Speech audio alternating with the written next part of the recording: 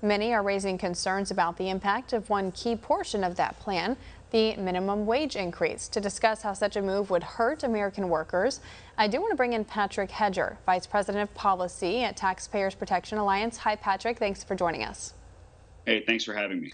What kind of immediate impact could American workers expect to see if the federal minimum wage is raised to $15 an hour? You know, this is amazing. I'm reminded of the film Idiocracy, where they keep putting Gatorade on the plants and wondering why they don't grow. We keep having this debate year after year about raising the minimum wage and why it's never enough. And that's because it completely misses the problem and actually makes the problem a lot worse. All you're doing is making labor more expensive, and that translates directly into fewer hours and fewer overall jobs. What we're doing is pulling up the economic ladder on folks that aren't able to produce at a level that can command $15 an hour or whatever you want to set the minimum wage at. So the immediate impact that we can expect is a reduction in overall hours and potential jobs. And you're going to see potentially now, because of businesses, how they're hurting from COVID-19, businesses closing their doors probably for good. You mentioned COVID-19, and the pandemic has decimated the U.S. labor market. Does raising the minimum wage present even more challenges to the recovery moving forward? Yeah, absolutely. I mean, we've just had several legislative packages designed to inject emergency money into businesses that are legally not allowed to be opened. So it's not like any business, like a mom and pop shop or up to a larger company, is exactly lining their pockets right now. So the idea that we're going to impose a one-size-fits-all minimum wage of $15 an hour, which in a lot of areas would more than double the current wage, it is completely ludicrous. Where is this money going to come from?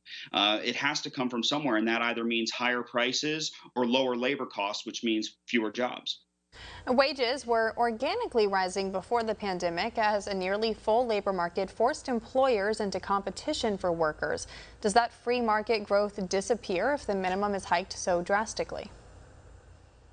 Yeah, that's a good point. You will maybe see wage growth from the people that are lucky enough to keep their jobs. And that's really the unseen cost of the minimum wage, right? We ignore the fact that the true minimum wage is always zero.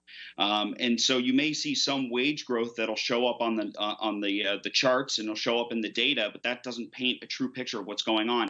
As you said, we need to have that organic, natural wage growth, which the minimum wage hasn't been raised at the federal level in a very long time. And we were still seeing that organic wage growth, which signals that we really need to be focused on getting government out of the way, reducing regulations as the Trump administration did, and cutting taxes. That's when you're going to see wages rise in an organic and sustainable way versus regulatory fiat.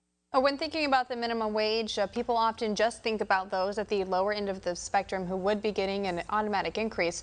How does such a decision, though, impact workers who currently make above that $15 an hour? Well, it's interesting. We see a lot of perverse incentives that occur when you raise the wage so drastically, right? If I'm doing a very difficult job for $15 an hour and all of a sudden a very easy job commands the same wage, I might take my skills and go somewhere else. And then those skills become idle, which makes the whole of the economy worse off. We don't want to see that. We see that in areas and in states that raise their minimum wages that have very diverse state economies, such as New York. And you see a lot of people, again, shifting from those high skill, very highly valuable jobs into the lower skill jobs, which then displaces the low skill workers. So we have to be careful about, how people respond to incentives. And certainly, yeah, it's a bit of an insult if you're somebody that has worked hard to command a wage of $15, $20, $25 an hour, and all of a sudden people that don't have the skills as you are brought up to your pay scale. All right, Patrick Hedger, Vice President of Policy at the Taxpayers Protection Alliance, joining us to discuss the problems with Biden's plan to hike the federal minimum wage. Thanks so much for coming on the show today. Thank you.